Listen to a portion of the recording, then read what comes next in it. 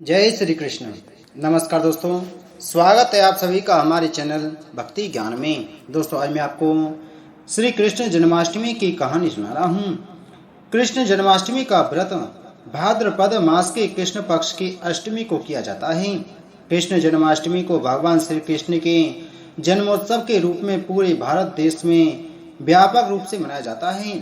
भगवान श्री कृष्ण का जन्म भाद्रपद कृष्ण पक्ष की अष्टमी बुधवार को रोहिणी नक्षत्र में अर्धरात्रि के समय वृष के चंद्रमा में हुआ था। यह पाप नाशक व्रत बालक, युवा, वृद्ध सभी स्त्री पुरुष करते हैं। इस दिन कृष्ण जन्माष्टमी का व्रत किया जाता है और जन्माष्टमी की कहानी सुनी जाती है। इससे पापों का नाश होता है और सुख सौभाग्य की वृद्धि होती है। आइए पहले जानते हैं जन्माष्टमी की व्रत विधि।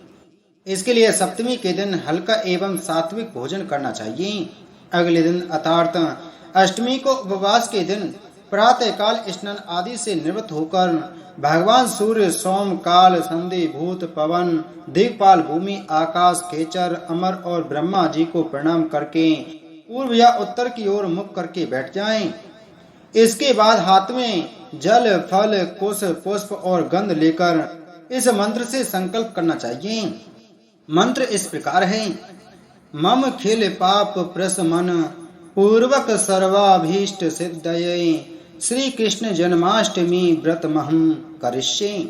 मध्याह्न के समय काले तिलों के जल में स्नान कर देवकी जी के लिए प्रसूति का ग्रह नियत करें। उसे स्वच्छ और सुंदर करके उसमें सूतिका के उपयोग समस्त सामग्री यथा स्थान रखकर श्री कृष्ण और देवकी की छवि स्थापित करें। साथ ही लक्ष्मी जी का चित्र भी रखें। फिर इनका विधिवत पूजा करें। कृष्ण जन्माष्टमी के दिन अनेक मंदिरों या स्थानों पर श्री कृष्ण के जीवन से संबंधित झांकियां बनाई जाती हैं और श्री कृष्ण की झांकियां निकाली जाती हैं। भगवान श्री कृष्ण से संबंधित गीत या भजन सभी वाद्य यंत्रों की ध्वनि के साथ गाए व सुने जाते हैं और जन्माष्टमी की कहानी सुनी जाती है। जो भी व्यक्ति यह व्रत कर जन्माष्टमी के दिन कहानी सुनता है उसे ऐश्वर्य और मुक्ति की प्राप्ति होती है। जन्माष्टमी के दिन पूरे दिन उपवास के बाद रात के 12 बजे श्री कृष्ण जन्म होने पर श्री कृष्ण की आरती करके फलाहार भोजन किया जाता है। अनेक स्थानों पर इस दिन अखंड रामायण का पाठ भी किया जाता है। लोग कृष्ण जन्माष्टमी की कहानी सुनते हैं और राम धुनि भी करते हैं। जो मनुष्य भक्ति भाव से जन्माष्टमी व्रत कथा अथवा जन्माष्टमी की कहानी सुनता है उसके समस्त पाप नष्ट हो जाते हैं। आइए सुनते हैं जन्माष्टमी की कहानी। द्वापर युग में जब पृथ्वी पाप और अत्याचारों के भार से दबने लगी तो पृथ्वी गाय का रूप बनाकर सृष्टिकर्ता विधाता ब्रह्मा जी के पास गई। सभी देवता ब्रह्मा जी के पास गए और ब्रह्मा जी को पृथ्वी की दुखांत कथा सुनाई। वहां उपस्थित सभी देवताओं ने निर्णय किया कि इस संकट के समाधान हेतु भगवान विष्णु के पास जाएंगे और सभी लोग पृथ्वी को साथ लेकर क्षीर सागर में भगवान विष्णु जी के पास पहुंचे, जहां भगवान विष्णु शेष शैया पर शयन कर रहे थे। वहां जाकर सभी देवतागण भगवान विष्णु की स्तुति करने लगे। स्तुति करने से भगवान विष्णु की निंद्रा भंग हुई तथा विष्णु जी ने सबके आने का कारण पूछा। तब दीन वाणी से पृथ्वी बोली, महाराज, संपूर्ण भूमंडल पाप और अत्याचारों से घिर गया है और पृथ्वी इन पाप और अत्याचारों के भार से दबने लगी है। इसलिए कृपा करके इस संकट का निवारण करें।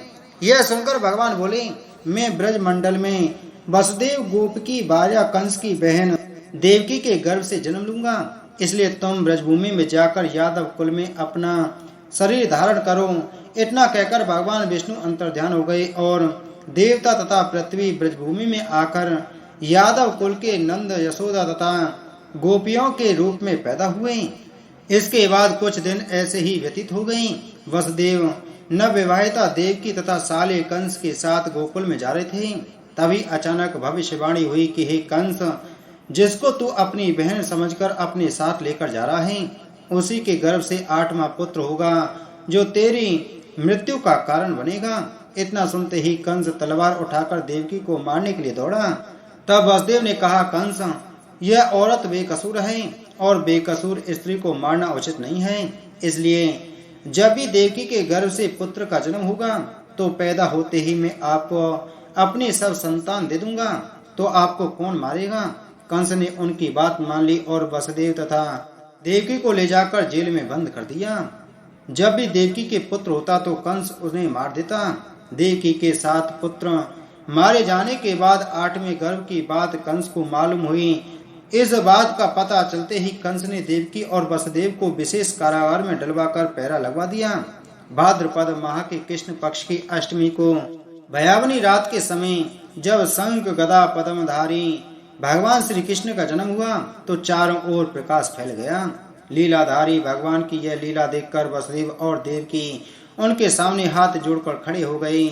भगवान श्री कृष्ण ने जब अपना बाल स्वरूप लिया तब देवकी और वसुदेव के हाथों की हथकड़ियां टूटकर खुल गईं। दरवाजे अपने आप खुल गए और पहरेदार सोते हुए नजर आए। तब वसुदेव कृष्ण जी को अपने साथ लेकर वहां से निकल गए। जब वसुदेव ने यमुना को पार करने के लिए अंदर प्रवेश किया तो यमुना का स्तर बढ़ने लगा। भगवान के चरण कमल छूने को लालायित यमुना कृष्ण द्वारा पैर लटका देने पर भगवान के चरण कमलों को स्पर्श कर उतर गई तथा बिल्कुल घट गई। वसुदेव यमुना पार कर गोकुल धाम पहुंच गए।